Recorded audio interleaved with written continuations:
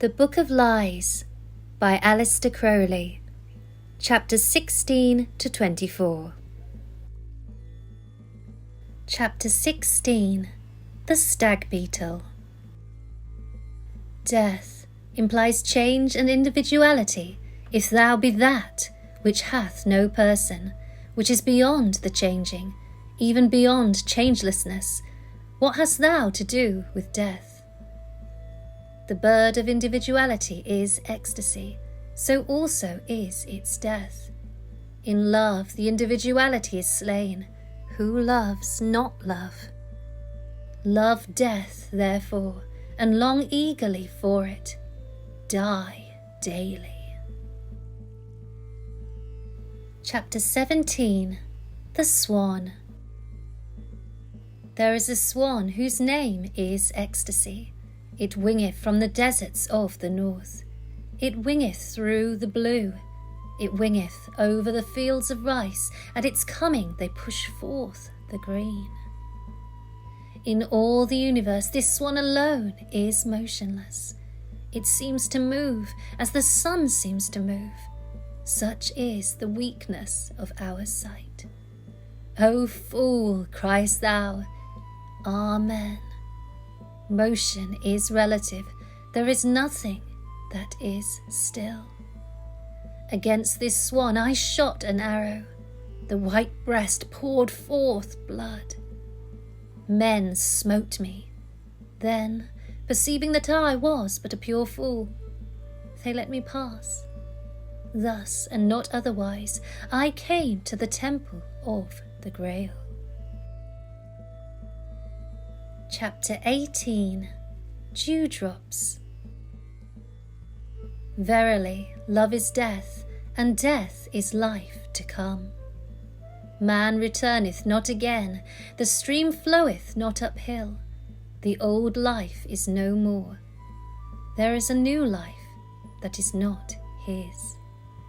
Yet that life is of his very essence. It is more he than all that he calls he.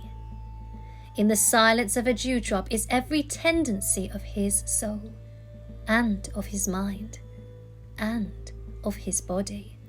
It is the quintessence and the elixir of his being. Therein are the forces that made him, and his father, and his father's father before him. This is the dew of immortality. Let this go free, even as it will. Thou art not its master, but the vehicle of it. Chapter 19. The Leopard and the Deer. The spots of the leopard are the sunlight in the glade. Pursue thou the deer stealthily at thy pleasure. The dappling of the deer is the sunlight in the glade. Concealed from the leopard do thou feed at thy pleasure. Resemble all that surroundeth thee, yet be thyself, and take thy pleasure among the living. This is that which is written, lurk in the book of the law. Chapter 20. Samson.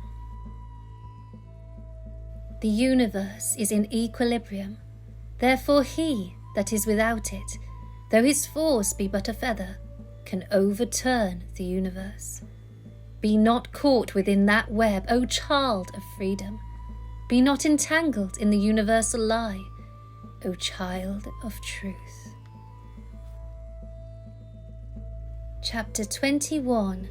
The Blind Webster. It is not necessary to understand, it is enough to adore. The god may be of clay, adore him, he becomes God. We ignore what created us, we adore what we create. Let us create nothing but God.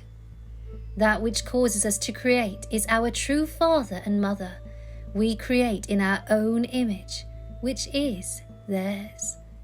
Let us create, therefore, without fear, for we can create nothing that is not God. Chapter 22. The Despot. The waiters of the best eating houses mock the whole world. They estimate every client at his proper value. This I know, certainly, because they always treat me with profound respect. Thus they have flattered me into praising them thus publicly. Yet it is true, and they have this insight because they serve, and because they can have no personal interest in the affairs of those whom they serve. An absolute monarch would be absolutely wise and good.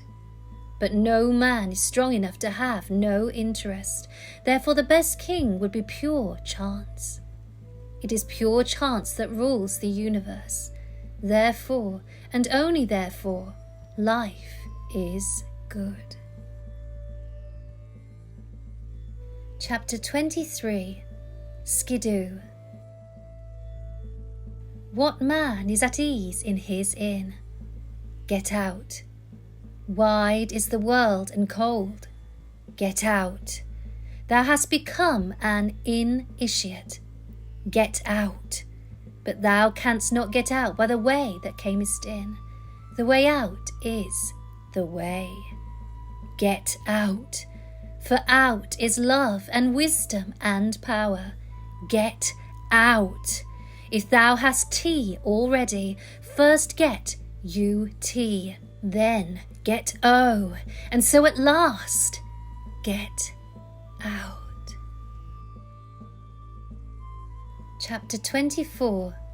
The Hawk and the Blind Worm. This book would translate beyond reason into the words of reason. Explain thou snow to them of Andaman. The slaves of reason call this book abuse of language. They are right. Language was made for men to eat and drink, make love, do barter, die. The wealth of a language consists in its abstracts. The poorest tongues have wealth of concretes. Therefore have adepts praised silence. At least it does not mislead, as speech does. Also, speech is a symptom of thought. Yet, silence is but the negative side of truth. The positive side is beyond even silence. Nevertheless, one true God crieth Frilliu, and the laughter of the death rattle is akin.